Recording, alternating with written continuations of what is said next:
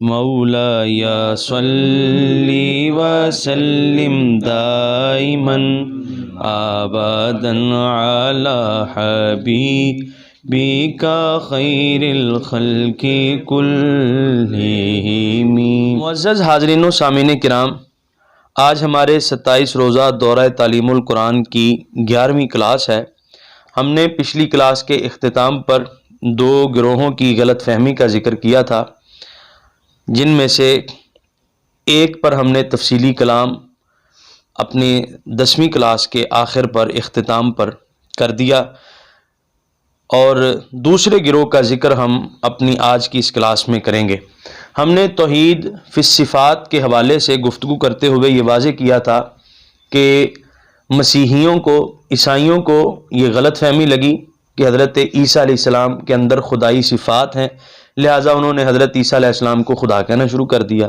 حضرت عیسیٰ علیہ السلام نے مردے زندہ کیے تو عیسائیوں نے یہ غلط فہمی اختیار کی کہ چونکہ زندگی اور موت کا مالک اللہ تعالیٰ ہے، لہذا حضرت عیسیٰ علیہ السلام بھی مردے زندہ کر رہے ہیں، یہ ان کے اندر خدائی صفت ہے، لہذا یہ خدا ہے، ان کو معبود بنا لیا۔ شفا کا اصل مالک اللہ ہے۔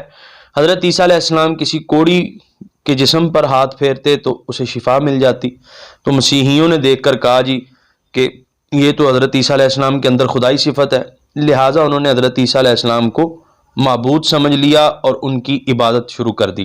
تو یہ ان کی غلط فہمی ہوئی کہ انہوں نے ذاتی عطائی کا فرق نہیں سمجھا۔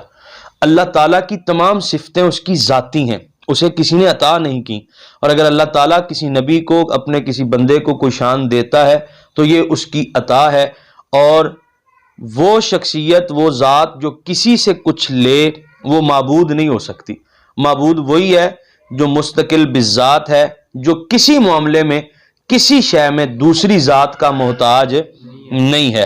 اسی طرح دوسرا گروہ وہ ہے جن کو ہمارے ہاں جو ہیں تو کلمہ گو، انہیں اہل اسلام وہابی مکتبہ فکر کے نام سے جانتے ہیں، جنہیں لوگ اہل حدیث بھی کہتے ہیں، وہ ہم اہل سنت و جماعت پر یہ الزام لگاتے ہیں کہ آپ حضرات زبانی کلامی تو کہتے ہو کہ اللہ تعالیٰ کی کوئی صفت کسی مخلوق کے اندر نہیں ہے، جو خدا کی کوئی صفت کسی مخلوق کے اندر مانے وہ مشرک ہو جاتا ہے، لیکن تم لوگ، تم اہل سنت حضرات، تم خود اللہ تعالیٰ کی صفتیں نبی پاک صلی اللہ علیہ وآلہ وسلم میں مانتے ہو۔ یہ ہم پر الزام لگا کر ہمیں مشرک ڈکلیئر کیا جاتا ہے، ہم پر شرک کا فتویٰ لگایا جاتا ہے کہ آپ حضرات نبی پاک علیہ الصلوۃ والسلام میں اللہ تعالیٰ کی صفات مانتے ہیں۔ لیکن الحمدللہ ہمارے بزرگ، ہمارے اکابرین بھی اس الزام کا جواب دیتے آئے ہیں۔ ہم بھی اپنے اس دورہ تعلیم القرآن کی آج کی اس کلاس میں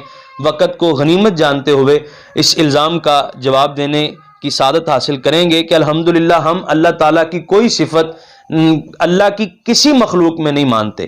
ہم پہلے بھی واضح کر چکے کہ ہمارے نزدیک اللہ تعالیٰ کے بعد سب سے قابل احترام ذات، شخصیت نبی کریم صلی اللہ علیہ وآلہ وسلم کی ذات اور ان کی شخصیت ہے۔ ہم رسول اللہ صلی اللہ علیہ وسلم میں بھی اللہ تعالیٰ کی کوئی صفت نہیں مانتے، ہم مستقل بالذات صرف اور صرف اللہ تعالیٰ کو سمجھتے ہیں، صرف اور صرف اللہ تعالیٰ کی ذات کو مانتے ہیں، اور نبی پاک علیہ الصلوۃ والسلام کو ہر آن، ہر لحظہ، ہر لمحہ اللہ کے فضل کا محتاج سمجھتے ہیں۔ معزز حاضرین و سامعین کرام، یہ جو دوسرا گروہ ہے جو غلط فہمی کا شکار ہوا، انہوں نے بھی مسیحیوں کی طرح، عیسائیوں کی طرح ذاتی عطائی کا فرق پس پشت ڈال دیا۔ یعنی ہم کہتے رہے کہ نبی پاک علیہ السلام کا کوئی کمال ذاتی نہیں ہے، بلکہ حضور کی ساری شانیں عطائی ہیں، لیکن اس کے باوجود انہوں نے ہم پر شرک کا فتویٰ لگایا اور ہم اہل سنت و جماعت کو مشرک قرار دیا۔ تو آج کے سبق میں ہم یہ عرض کریں گے کہ بسا اوقات خالق اور مخلوق پر لفظ ایک آتا ہے لیکن معنی میں برابری نہیں ہوتی۔ یعنی بسا اوقات خالق کے لیے بھی وہی لفظ بولا جاتا ہے اور مخلوق کے لیے بھی وہی لفظ استعمال ہوتا ہے، یعنی اشتراک لفظی، لفظوں کا اشتراک ہوتا ہے، لیکن چونکہ معنی میں برابری نہیں ہوتی اس لیے شرک کا فتویٰ نہیں لگایا جا سکتا۔ تو ہمارے مخالفین جو ہیں وہ صرف اشتراک لفظی کو دیکھ کر، لفظوں کو مشترک دیکھ کر ہم پر فٹ سے شرک کا فتویٰ لگا دیتے ہیں۔ اس کی سادہ سی مثال میں عرض کروں گا، اللہ تعالیٰ زندہ ہے یا نہیں؟ زندہ ہے، ہم بھی زندہ ہیں کہ نہیں؟ ہم بھی زندہ ہیں۔ اب اللہ تعالیٰ کے لیے بھی لفظ زندہ بولا گیا، ہم اللہ کی مخلوق ہیں، ہمارے لیے بھی لفظ زندہ کا استعمال ہوا، تو کیا خیال ہے شرک ہو جائے گا؟ نہیں۔ کیوں؟ کیونکہ اگرچہ دیکھنے میں بظاہر لفظ تو ایک بولا گیا، خالق پر بھی مخلوق پر بھی، لیکن معنی میں برابری نہیں ہے۔ کیسے؟ اللہ تعالیٰ زندہ ہونے میں کس کا محتاج ہے؟ کسی کا بھی نہیں۔ اس کو زندہ کس نے کیا ہے؟ وہ تو خود ہی زندہ ہے نا۔ اس کو زندہ رکھا کس نے؟ وہ تو خود ہی زندہ ہے۔ اور ہم زندہ رہنے میں کس کے محتاج ہیں؟ اللہ تعالیٰ کے۔ ہمیں زندہ کس نے رکھا ہے؟ اللہ تعالیٰ نے۔ تو جب معنی میں اتنا فرق آ گیا، معنی میں برابری نہیں ہے، تو لفظ ایک آنے سے، خالق اور مخلوق پر لفظ ایک بولے جانے سے شرک نہیں ہوتا۔ ہم اس کی چند مثالیں اللہ تعالیٰ کے پاک کلام سے یعنی کتاب اللہ سے پڑھنے اور سمجھنے کی سعادت حاصل کریں گے۔ سب سے پہلے نکالیے جی سورت نمبر 17 آیت نمبر 1۔ یہاں اللہ کریم نے ارشاد فرمایا اِنَّهُ هُوَ السَّمِيعُ الْبَصِيرُ، بے شک اللہ تعالیٰ سمیع بھی ہے، بصیر بھی ہے، یعنی سننے والا بھی ہے اور دیکھنے والا بھی ہے۔ یہاں پر اللہ کریم نے اپنے لیے سمیع و بصیر کی دو صفات ذکر کی ہیں کہ اللہ تعالیٰ سمیع بھی ہے، سننے والا بھی ہے، اور بصیر بھی ہے یعنی دیکھنے والا بھی ہے۔ اب ذرا اسی طرح دیکھیے، نکالیے سورت نمبر 76 آیت نمبر 2۔ دیکھیے یہاں پر اللہ کریم نے انسان کی تخلیق کا ذکر فرمایا تو ارشاد فرمایا اِنَّا خَلَقْنَا الْإِنسَانَ مِن نُطْفَةٍ امشاج، کہ ہم نے انسان کو نطفہ امشاج سے پیدا کیا، نبتلیہ فجعلناہ سمیعا بصیرا، کہ ہم نے اس کو آزمانا چاہا اور ہم نے انسان کو کیا بنایا؟ سمیع بنایا اور بصیر بنایا۔ یہ وہی دو صفات ہیں جن کا ذکر اللہ تعالیٰ نے اپنی ذات کے لیے کیا سورہ بنی اسرائیل کی آیت نمبر 1 میں، جو ہم نے ابھی پیچھے دیکھی سورت نمبر 17 کی آیت نمبر 1 میں۔ اللہ کریم نے اپنے لیے فرمایا اللہ سمیع بھی ہے، اللہ تعالیٰ بصیر بھی ہے، اپنے لیے ان دونوں صفتوں کا ذکر کیا۔ اور جب انسان کی تخلیق کی باری آئی تو فرمایا فجعلناہ سمیعا بصیرا، ہم نے انسان کو سمیع بھی بنایا ہے، ہم نے انسان کو بصیر بھی بنایا ہے۔ اب خالق اور مخلوق کے لیے لفظ ایک طرح کے بولے گئے ہیں، تو کیا خیال ہے شرک ہو جائے گا؟ نہیں۔ کیوں؟ اس لیے کہ معنی میں برابری نہیں ہے۔ اللہ تعالیٰ کو سمیع و بصیر کس نے بنایا؟ کسی نے نہیں، وہ تو خود ہی سمیع ہے، خود ہی بصیر ہے، کیونکہ وہ مستقل بالذات ہے۔ اور انسان کو سمیع و بصیر کس نے بنایا؟ اللہ تعالیٰ نے۔ انسان سمیع و بصیر ہونے میں اللہ تعالیٰ کا محتاج ہے۔ تو جب معنی میں اس قدر فرق آ گیا تو پھر شرک نہیں ہوتا۔ اسی طرح ہم دوسری مثال سمجھیں گے قرآن کریم سے، نکالیے سورت نمبر 2 آیت نمبر 143۔ یہاں اللہ کریم نے اپنے لیے ارشاد فرمایا، دیکھیے سورت نمبر 143 کا آخری حصہ، ان اللہ بالناس لرؤوف الرحیم، کہ بے شک اللہ تعالیٰ لوگوں کے ساتھ رؤوف بھی ہے، رحیم بھی ہے۔ اللہ تعالیٰ لوگوں کے ساتھ رؤوف بھی ہے، رحیم بھی ہے۔ یہاں اللہ کریم نے اپنے لیے دو صفتوں کا ذکر کیا کہ اللہ تعالیٰ رؤوف بھی ہے اور اللہ تعالیٰ رحیم بھی ہے۔ اب اسی طرح نکالیے سورت نمبر 9 آیت نمبر 128۔ یہاں اللہ کریم نے اپنے پیارے محبوب صلی اللہ علیہ وآلہ وسلم کی شان اور عظمت بیان کی تو فرمایا لَقَدْ جَاءَكُمْ رَسُولٌ مِّنْ أَنفُسِكُمْ، کہ تحقیق آیا تمہارے پاس رسول تمہارے درمیان میں سے، عزیز علیہ ما عنتم حریص علیکم، جس پر امت کا پریشان ہونا بہت گراں گزرتا ہے، جس پر امت کی تکلیف بہت گراں گزرتی ہے، امت کے اوپر بڑے حریص ہیں، امت سے بڑا پیار کرنے والے ہیں۔ آگے فرمایا علیکم بالمؤمنین رؤوف الرحیم، ہمارے پیارے محبوب صلی اللہ علیہ وسلم مومنوں کے لیے رؤوف بھی ہیں، رحیم بھی ہیں۔ سورت نمبر 2 میں کیا فرمایا؟ اللہ لوگوں کے ساتھ رؤوف ہے، رحیم ہے۔ اور یہاں سورت نمبر 9 کے آخر پہ کیا فرمایا؟ اللہ کا محبوب مومنوں کے لیے، ایمان والوں کے لیے رؤوف بھی ہے اور رحیم بھی ہے۔ اب خالق اور مخلوق کے لیے لفظ تو ایک جیسے بولے گئے، تو کیا خیال ہے شرک ہو جائے گا؟ نہیں۔ کیوں؟ اس لیے کہ معنی میں برابری نہیں ہے، معنی میں بڑا فرق ہے۔ اللہ تعالیٰ رؤوف الرحیم ہے، اللہ کو رؤوف الرحیم کس نے بنایا؟ کسی نے نہیں، وہ تو خود ہی رؤوف الرحیم ہے۔ اللہ کو رؤوف الرحیم کس نے بنایا؟ وہ تو خود ہی رؤوف الرحیم ہے، جبکہ نبی پاک علیہ الصلوۃ والسلام کو رؤوف الرحیم کس نے بنایا؟ اللہ تعالیٰ نے۔ اللہ تعالیٰ رؤوف الرحیم ہونے میں کسی کا محتاج نہیں، جبکہ رسول اللہ رؤوف اور رحیم ہونے میں اللہ تعالیٰ کے محتاج ہیں۔ تو جب معنی میں اتنا فرق آ جائے، معنی میں برابری نہ ہو، تو خالق اور مخلوق پر لفظ ایک جیسا آنے سے شرک نہیں ہوتا۔ اسی طرح ہم تیسری مثال قرآن مجید فرقان حمید سے جو پڑھیں گے وہ سورت نمبر 42 آیت نمبر 33 نکالیے۔ دیکھیے یہاں اللہ کریم نے ارشاد فرمایا ان یشاء یسکن الریح فیظللن رواکد علی ظہرہ، فرمایا اگر اللہ چاہے تو ہوا کو تھما دے، اگر اللہ چاہے تو ہوا کو روک دے۔ تو گویا قرآن کی آیت اعلان کر رہی ہے ہوا چلانے والا کون ہے؟ اللہ تعالیٰ۔ ہوا کو روکنے والا کون ہے؟ اللہ تعالیٰ۔ یعنی ہوا کا پورا کنٹرول اللہ کریم کے پاس ہے، کیونکہ اللہ تعالیٰ خالق ہے۔ تو اللہ نے ارشاد فرمایا اگر اللہ چاہے تو ہوا کو تھما دے، اگر اللہ چاہے تو ہوا کو تھما دے، ہوا کو روک دے۔ اس کا مطلب یہ ہے کہ ہوا کو چلانے والا اللہ ہے۔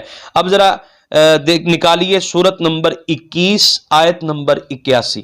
یہاں اللہ کریم نے حضرت سلیمان علیہ السلام کا ذکر کیا تو ارشاد فرمایا وَلِ سُلَيْمَانَ الرِّيحَ عَاصِفَةً، کہ ہم نے سلیمان علیہ السلام کے لیے ہوا کو مسخر کر دیا، تجری بِأَمْرِهِ، اب ہوا چلتی ہے سلیمان علیہ السلام کے حکم سے۔ وہاں اللہ کریم کیا ارشاد فرماتا ہے اگر اللہ چاہے تو ہوا کو روک دے، یعنی ہوا چلانے والا اللہ ہے، ہوا کو روکنے والا اللہ ہے۔ اور یہاں پر فرمایا کہ ہم نے سلیمان علیہ السلام کے لیے ہوا کو مسخر کر دیا، ہوا کو ان کے کنٹرول میں دے دیا، تجری بِأَمْرِهِ، اب ہوا چلتی ہے حضرت سلیمان علیہ السلام کے حکم سے، إِلَى الْأَرْضِ الَّتِي بَارَكْنَا فِيهَا، یعنی جدھر وہ چلانا چاہتے ہیں۔ اسی کے ساتھ دیکھیے سورت نمبر 38 آیت نمبر 36، یہاں بھی اللہ کریم نے ارشاد فرمایا فَسَخَّرْنَا لَهُ الرِّيحَ، کہ ہم نے حضرت سلیمان علیہ السلام کے لیے ہوا کو مسخر کر دیا، تجری بِأَمْرِهِ، یہاں بھی اسی طرح فرمایا کہ ہوا چلتی ہے حضرت سلیمان علیہ السلام کے حکم سے، ان کے امر سے، رخاء حیث اصاب، جہاں بھی حضرت سلیمان علیہ السلام جانا چاہیں ہوا کو حکم دیتے ہیں چل ہوا مجھے ہندوستان لے چل، تو ہوا کیا کرتی ہے آپ کو ہندوستان لے جاتی ہے۔ حضرت سلیمان علیہ السلام جدھر کا حکم دیتے ہیں تو وہ ہوا جو ہے آپ کو وہیں لے جاتی ہے۔ تو یہاں اللہ کریم نے ارشاد فرمایا تجری بِأَمْرِهِ، تو اب خالق اور مخلوق کے لیے حکم تو ایک بیان ہوا، وہاں فرمایا کہ اللہ ہوا چلاتا ہے، اللہ چاہے تو ہوا کو تھما دے، اور یہاں فرمایا ہوا چلتی ہے سلیمان علیہ السلام کے حکم سے، ان کے امر سے۔ تو کیا خیال ہے یہ شرک ہو جائے گا؟ نہیں۔ کیوں؟ معنی میں برابری نہیں ہے، معنی میں بڑا فرق ہے۔ اللہ تعالیٰ ہوا چلاتا ہے کیونکہ اللہ تعالیٰ مالک حقیقی ہے، حقیقی طور پر اللہ تعالیٰ ہوا کا مالک ہے۔ اور یہاں پر حضرت سلیمان علیہ السلام کے کنٹرول میں ہوا کو کس نے دیا؟ اللہ تعالیٰ نے۔ حضرت سلیمان علیہ السلام ہوا پر اپنا حکم چلانے میں کس کے محتاج ہیں؟ اللہ تعالیٰ کے۔ تو جب معنی میں اتنا فرق آ جائے تو لفظ ایک آنے سے شرک نہیں ہوتا۔ اگلی مثال جو ہم قرآن مجید فرقان حمید سے پڑھیں گے، نکالیے سورت نمبر 33 آیت نمبر 55۔ جی آیت کا آخری حصہ دیکھیے، اللہ کریم نے ارشاد فرمایا ان اللہ کان علی کل شیء شہیدا، کہ بے شک اللہ تعالی ہر چیز پر حاضر و ناظر ہے، اللہ تعالی ہر چیز پر شہید ہے۔ تو یہاں اللہ تعالیٰ نے اپنے لیے واضح طور پر ارشاد فرمایا کہ اللہ تعالیٰ ہر چیز پر حاضر و ناظر ہے، ہر چیز پر شاہد ہے۔ تو یہاں اللہ کریم نے اپنے لیے لفظ شہیدہ استعمال فرمایا۔ اسی طرح نکالیے سورت نمبر 2 آیت نمبر 143۔ دیکھیے شروع میں اللہ کریم نے ارشاد فرمایا وَكَذَلِكَ جَعَلْنَاكُمْ أُمَّةً وَسَطًا لِتَكُونُوا شُهَدَاءَ عَلَى النَّاسِ وَيَكُونَ الرَّسُولُ عَلَيْكُمْ شَهِيدًا، کہ اللہ تعالیٰ نے اپنے رسول کو تم پر حاضر و ناظر بنایا ہے، اپنے رسول کو تم پر شہیدہ بنایا ہے۔ اب وہی لفظ اللہ تعالیٰ کے لیے بھی استعمال ہوا ان اللہ علی کل شیء شہیدہ، اور وہی لفظ اللہ تعالیٰ کے محبوب علیہ السلام کے لیے بھی استعمال ہوا وَيَكُونَ الرَّسُولُ عَلَيْكُمْ شَهِيدًا۔ اب خالق اور مخلوق پر لفظ تو ایک بولا گیا ہے، تو کیا خیال ہے شرک ہو جائے گا؟ نہیں۔ کیوں؟ اس لیے کہ معنی میں برابری نہیں ہے، معنی میں بڑا فرق ہے۔ اللہ کو شہیدہ کس نے بنایا ہے؟ کسی نے بھی نہیں، وہ تو خود حاضر و ناظر ہے، وہ تو خود شاہد ہے۔ اور نبی پاک علیہ الصلوۃ والسلام کو یہ شان کس نے دی ہے؟ اللہ تعالیٰ نے۔ اللہ تعالیٰ ان اللہ علی کل شیء شہیدہ ہونے میں کسی کا محتاج نہیں ہے، کیونکہ وہ مستقل بذات ہے، جبکہ نبی پاک علیہ السلام ویکون الرسول علیکم شہیدہ ہونے میں اللہ تعالیٰ کے محتاج ہیں۔ تو جب معنی میں اتنا فرق ہو، معنی میں برابری نہ ہو، تو خالق اور مخلوق پر لفظ ایک آ جانے سے شرک نہیں ہوتا۔ اسی طرح سمجھیے، یہ جو ہم داتا علی حجویری رحمۃ اللہ تعالی علیہ کو داتا کہتے ہیں، تو بعض لوگ ہم پر برس پڑتے ہیں جی داتا صرف اللہ کی ذات ہے، تو بھئی یہاں بھی اسی طرح ہم فرق کریں گے۔ اللہ تعالیٰ داتا ہے اور معنوں میں، لاہور والے داتا علی حجویری داتا ہیں اور معنوں میں۔ اللہ تعالیٰ مشکل کشا ہے، اس کا معنی اور ہے۔ ہم اگر اللہ تعالیٰ کے پیاروں سے مدد طلب کرتے ہیں ان کو وسیلہ سمجھتے ہوئے، تو اس کا معنی اور ہے۔ اللہ تعالیٰ داتا ہونے میں، اللہ تعالیٰ خالق ہونے میں، اللہ تعالیٰ مالک ہونے میں کسی کا محتاج نہیں ہے، جبکہ لاہور والے داتا صاحب داتا ہونے میں اللہ کے محتاج ہے۔ داتا کا معنی ہوتا ہے سخی، سخاوت کرنے والا، عطا کرنے والا، دینے والا، اس کے اور بھی بہت سارے معنی ہیں۔ اسی طرح یہ سمجھے، یہ جو ہم پر شرک کا فتویٰ لگتا ہے نا، تم نبی پاک علیہ السلام کے لیے علم غیب مانتے ہو، غیب کا علم تو صرف اللہ کے پاس ہے۔ تم نبی پاک علیہ السلام کو حاضر و ناظر مانتے ہو، حاضر و ناظر تو صرف اللہ کی ذات ہے۔ تم نبی پاک علیہ السلام کو نور مانتے ہو، نور تو صرف اللہ تعالیٰ کی ذات ہے، لہٰذا تم شرک کرتے ہو، تم مشرک ہو۔ تو میرے بھائی یہاں بھی مسئلہ سمجھنے کی ضرورت ہے۔ اللہ تعالیٰ عالم الغیب ہے، اس کو عالم الغیب کس نے بنایا ہے؟ کسی نے نہیں، وہ تو خود ہی عالم الغیب ہے۔ اور نبی پاک علیہ السلام کو علم غیب کس نے دیا ہے؟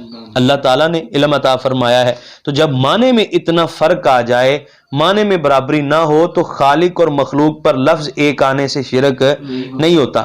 اللہ تعالیٰ نور ہے، اللہ کو نور کس نے بنایا ہے؟ کسی نے بھی نہیں، وہ تو خود ہی نور ہے، وہ نور ہونے میں کسی کا محتاج ہے نہیں۔ نبی پاک علیہ السلام کو نور کس نے بنایا؟ اللہ تعالیٰ نے۔ تو نبی پاک علیہ السلام نور ہونے میں کس کے محتاج ہیں؟ اللہ تعالیٰ کے محتاج ہے۔ تو جب معنی میں اتنا فرق آ گیا، لہٰذا لفظ ایک آنے سے شرک نہیں ہوگا۔ بلکہ پچھلے دنوں میں وہابی مکتبہ فکر، جنہیں لوگ اہل حدیث بھی کہتے ہیں، ان کے ایک مناظر مولانا عمر صدیق صاحب، انہوں نے بڑی جرت کے ساتھ یہ تسلیم کر لیا کہ ہم رسول اللہ صلی اللہ علیہ وآلہ وسلم کو نور ہدایت مانتے ہیں، نور حسی مانتے ہیں۔ انہوں نے اپنے ویڈیو بیان کے اندر کہا کہ ہم رسول اللہ صلی اللہ علیہ وسلم کو نور حسی مانتے ہیں۔ جب سرکار مدینہ صلی اللہ علیہ وسلم گفتگو فرمایا کرتے تھے تو سرکار مدینہ کے دانتوں سے، دندان مبارکہ سے نور گرتا تھا۔ یہ انہوں نے خود مان لیا۔ الحمدللہ ہمارے شیخ مکرم استاذی و سندی امام المناظرین دامت برکاتہم العالیہ نے ساری زندگی مسئلہ سمجھانے کی کوشش کی کہ بھئی یہ مسئلہ نور اس طرح نہیں، اس طرح ہے، تم ہم پر شرک کا فتویٰ نہ لگاؤ۔ ساری زندگی آپ نے جد و جہد فرمائی۔ الحمدللہ کہ ہمارے بزرگوں کی یہ محنت رنگ لائی اور مولانا عمر صدیق صاحب کو یہ مسئلہ سمجھ آ گیا، اور انہوں نے لا یخافون لومۃ لائم پر عمل پیرا ہوتے ہوئے اس کا اعلان بھی فرما دیا۔ اور جہاں تک بات ہے، انہوں نے کہا کہ ہم نور حسی مانتے ہیں لیکن نور من نور اللہ نہیں مانتے، تو یہاں بھی ان کی غلط فہمی ہے۔ انشاءاللہ وقت آئے گا ان کی یہ غلط فہمی بھی دور ہو جائے گی۔ ہم نور من نور اللہ کا معنی یہ نہیں کرتے کہ اللہ کے نور کا ٹکڑا، ہم کہتے ہیں جو نبی پاک علیہ السلام کو اللہ کے نور کا ٹکڑا مانے، جو نبی پاک علیہ السلام کو اللہ کے نور کا حصہ جزو مانے، وہ پکا بے ایمان اور پکا مشرک ہے۔ ہم نبی پاک علیہ السلام کو اللہ کے نور کا حصہ جزو ٹکڑا نہیں مانتے۔ اور ویسے بھی مولانا عمر صدیق صاحب جانتے ہیں کہ ہر جگہ من تبعیض کے لیے نہیں ہوتا۔ قرآن مجید فرقان حمید میں کئی مثالیں ہیں۔ اللہ کریم نے ارشاد فرمایا فَنَفَخْتُ فِيهِ مِن رُوحِي، تو کیا خیال ہے یہاں مِن روحی کا مطلب یہ کیا جائے گا کہ اللہ تعالیٰ کی روح کا حصہ یا اللہ تعالیٰ کا جزو، اللہ تعالیٰ کا ٹکڑا۔ اسی طرح حضرت عیسیٰ علیہ السلام کے بارے میں اللہ تعالیٰ نے کئی مقامات پر فرمایا وَرُوحٌ مِّنْهُ، تو یہاں بھی من کا معنی یہی کیا جائے گا کہ اللہ تعالیٰ کا حصہ، اللہ تعالیٰ کا ٹکڑا نہیں۔ اسی طرح نور من نور اللہ میں یہ مطلب نہیں ہے کہ اللہ تعالیٰ کے نور کا ٹکڑا ہے یا حصہ ہے، بلکہ مطلب یہ ہے کہ اللہ تعالیٰ نے اپنے نور کے فیض سے نبی پاک علیہ السلام کا نور پیدا فرمایا۔ اس کو بھی اگر آپ ماننا چاہتے ہیں تو مان لیں، اگر نہیں ماننا چاہتے پھر بھی آپ کی مرضی ہے۔ لیکن خدا را کم از کم نور من نور اللہ پر ہماری وضاحت آ جانے کے بعد ہمیں مشرک کہنا چھوڑ دیجئے، اس کو شرک قرار دینا یہ چھوڑ دیجئے۔ نور من نور اللہ کا وہ مطلب نہیں ہے جو آپ نے بیان کیا۔ اللہ تعالی ہم سب کو نبی پاک صلی اللہ علیہ وآلہ وسلم کا صحیح معنوں میں پیروکار بننے کی توفیق عطا فرمائے۔ مولا یا صلی وسلم دائما ابدا علی حبیبک خیر الخلق کلہم۔